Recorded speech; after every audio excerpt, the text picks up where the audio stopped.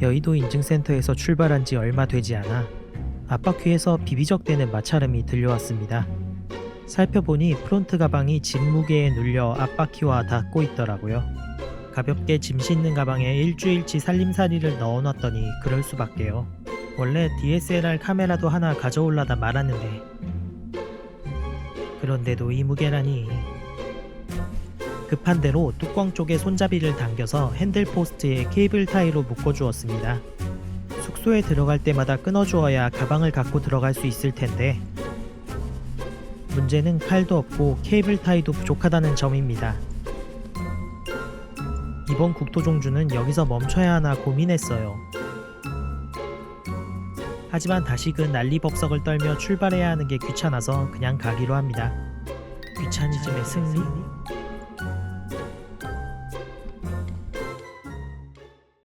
서울의 상징적인 랜드마크 63빌딩입니다. 완공된 지 거의 40년, 정확하게는 39년 된 빌딩이지만 더 높은 빌딩이 잔뜩 있는 지금도 여전히 서울을 상징하는 빌딩 중 하나입니다. 반짝이는 금빛 몸체가 특징적인데, 초기에는 유리에 실제 금 코팅을 했었고 현재는 다른 코팅제를 사용하고 있습니다. 지상 60층, 지하 3층으로 고압 63층의 빌딩이라 63빌딩인데, 알고 보면 지상은 61층까지 있어 순간 의아해집니다. 하지만 그것은 동아시아에서 볼 수 있는 신기한 문화 중 하나인 사자금기에 의해 44층이 없기 때문이라고 합니다.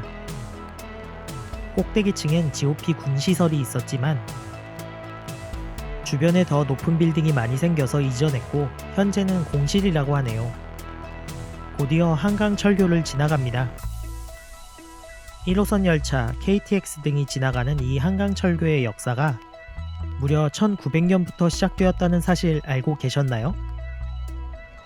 한강 최초로 세워진 다리인 한강철교는 경인선을 위해 건설되었는데 6.25로 소실되기도 하고 보수 및 확장이 이루어져 현재는 총 4개의 다리를 통칭 한강철교라 부르고 있습니다.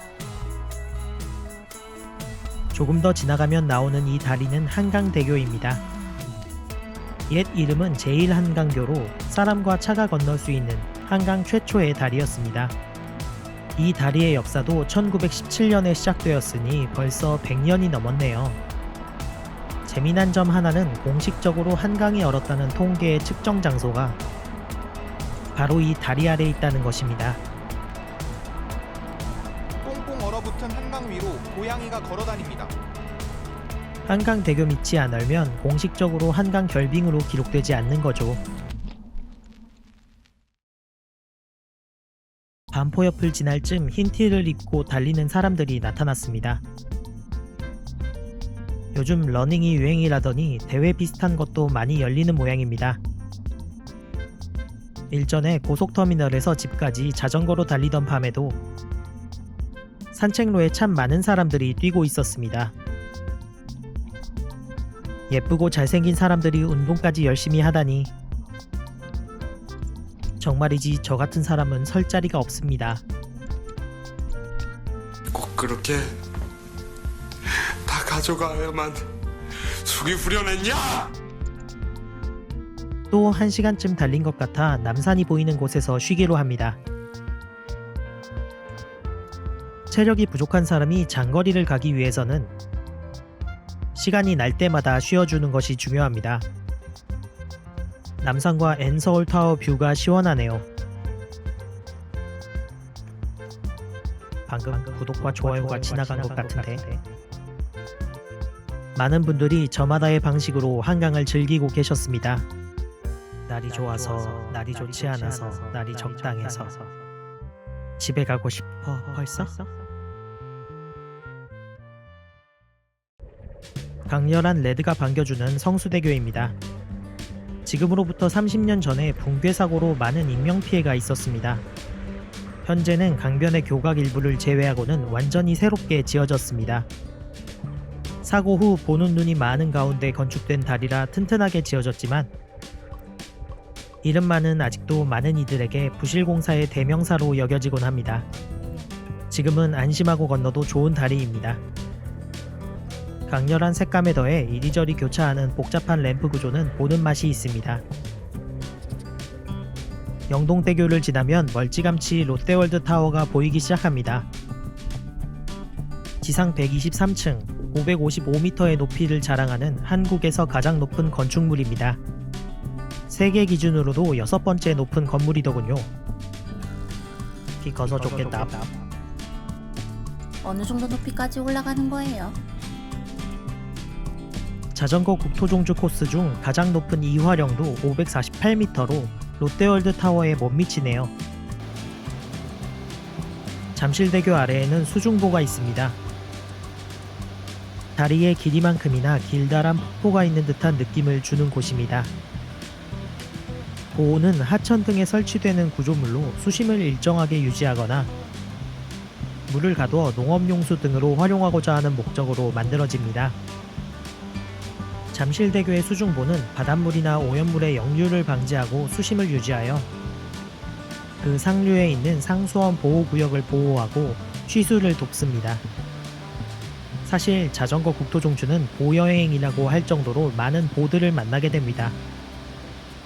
잠깐씩 쉬며 시원한 물 구경을 하면 다시 달릴 힘이 생기는 것 같습니다. 열심히 달리다 보니 어느새 올림픽대교입니다. 한강 최초의 사장교로 1989년에 완공되었습니다. 사장교는 높은 기둥에서 사선으로 줄을 내려 상판을 들어 올리는 방식의 다리입니다. 그러고 보니 주탑 위 불꽃 장식물을 올리던 헬기가 추락한 사건도 있었네요. 한강의 다리들은 사건 사고가 많은 역사 그 자체입니다. 내비게이션이 목적지 도착을 알려옵니다. 편의점과 나무에 가려져 있던 빨간 부스가 정말 반갑습니다. 오늘의 두 번째 인증센터, 광나루 인증센터입니다. 뚝섬 인증센터와 광나루 인증센터 중 한 곳에 도장만 찍으면 국토종주로 인정해줍니다. 수첩 분실에 대비해 인증샷을 남겨봅니다. 국토종주 이 정도면 안 힘들겠는데요? A few moments later.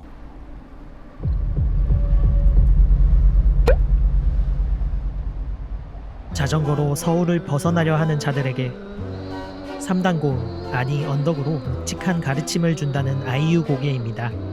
언덕은 무조건 끌고 올라갈 거라던 처음의 다짐은 어디 가고 일단 올라가지니까 계속 타고 올라가 봅니다. 일단 저 멀리까지가 고개 같아 보입니다. 어거지로 힘을 내면 어찌어찌 가볼 수는 있을 것 같습니다. 이상하다. 3단 고개랬는데 왜 그냥 일자로 쭉 올라가지? 그때 뭔가 험한 것을 발견하고 맙니다. 아주 잠깐 평지가 이어지다가 다시 오르막이 있군요. 그렇다면 어떻게 오른 게 겨우 1단고?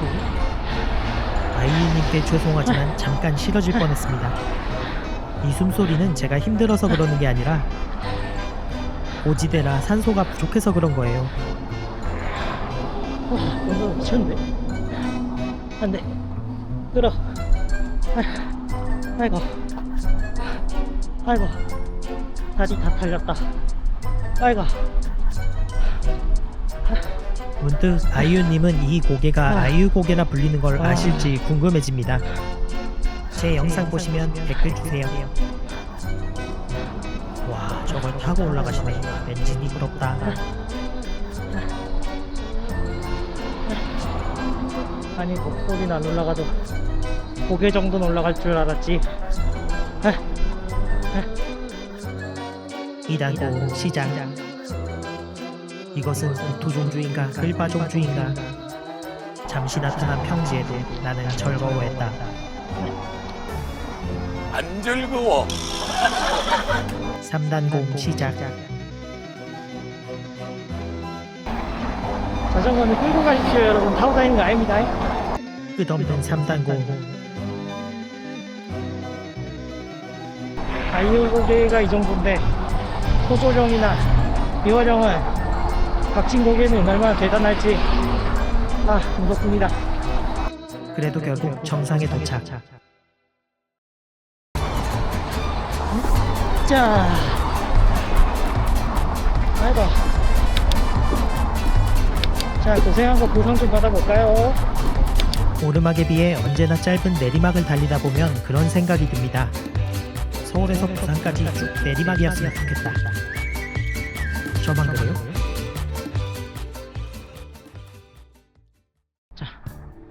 살고 싶은 도시 하남. 다들 이거 한 번씩 읽으시더라고요. 왜인진 몰라. 근데 읽고 싶어져. 우와, 거미줄 엄청납니다. 서울을 벗어나 경기도에 들어서니 풍경이 사뭇 달라집니다. 벙커 같은 군사시설이 종종 보이는 것도 특이합니다. 하남에 왔으니 하남 이야기를 해볼까 합니다.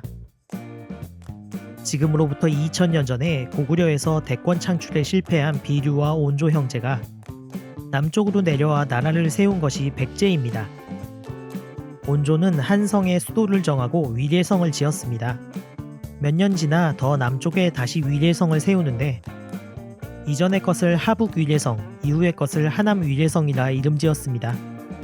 한편 현재의 하남은 예전엔 광주군 소속이었는데 시로 승격하면서 기존의 동부읍이라는 이름을 쓸 수 없어 하남 위례성이 있던 자리로 추정되는 점을 이용 하남시로 결정되었습니다.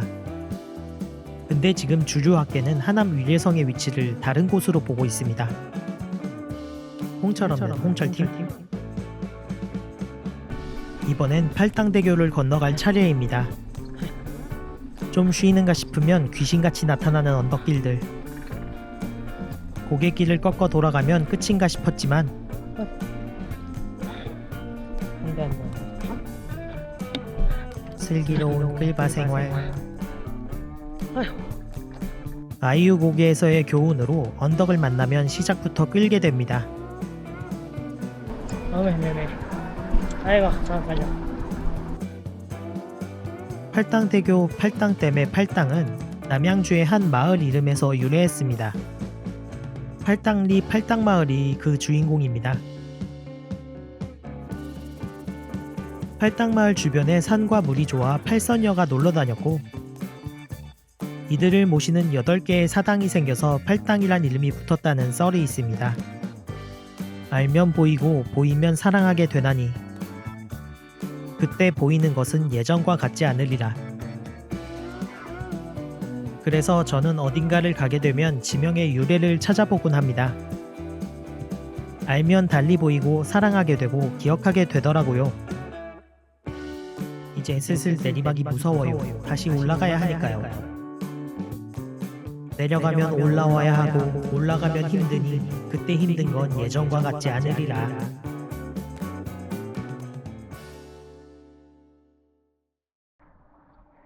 팔당대교를 지나 팔당댐으로 가는 길입니다.